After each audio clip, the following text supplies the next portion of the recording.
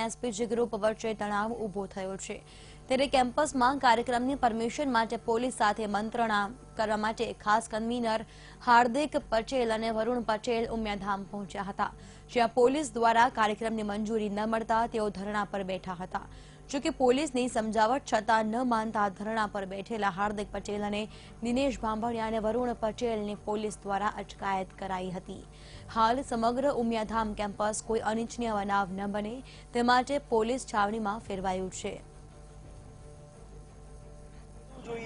કે મંજૂરી પણ ન આપે કોઈ કાર્યક્રમની એટલે આપણા માટે શર્મજનકની બાબત છે। અમારી ઊંઝા ઉમિયાધામે અમને મંજૂરી આપી છે, આજથી 7 દિવસ પહેલા મંજૂરી આપીને એવું કે અમે મંજૂરી નથી આપી, એનો મતલબ સમાજને ગેરમાર્ગે દોરવાની વાત છે। અને પહેલી વાત કે ઊંઝા ઉમિયાધામ એ સમગ્ર ગુજરાતના પાટીદાર સમાજની સંસ્થા છે, કોઈ એક વ્યક્તિ મંજૂરી આપેલી છે અને લેખિતમાં અમારી પાસે કાગળ છે, જે અમે 3 દિવસ પહેલા સોશિયલ મીડિયા અને તમારી મીડિયામાં રજૂ કરેલા હતા અને અમે ટ્રસ્ટીમંડળને 30 રૂપિયા ભરીને પહોંચ પણ લીધેલી છે, જે આજથી 10 દિવસ પહેલા લીધેલી છે। અમે સંપૂર્ણ સંમેલનની માહિતી લોકોને આપેલી હતી, પરંતુ માની લો કે એને કોઈ મિસઅન્ડરસ્ટેન્ડિંગ કે કંઈ ગેરસમજણ થઈ જાય તો અમારી સાથે બેસીને વાતચીત કરવી જોઈએ। પરમિશન રદ કરવાનો કોઈ સવાલ જ નથી, કારણ કે અમે હાર્દિક પટેલ આવશે, એના સમગ્ર ગુજરાતમાંથી યુવાનો આવશે, આ બધી વાતને લઈને અમે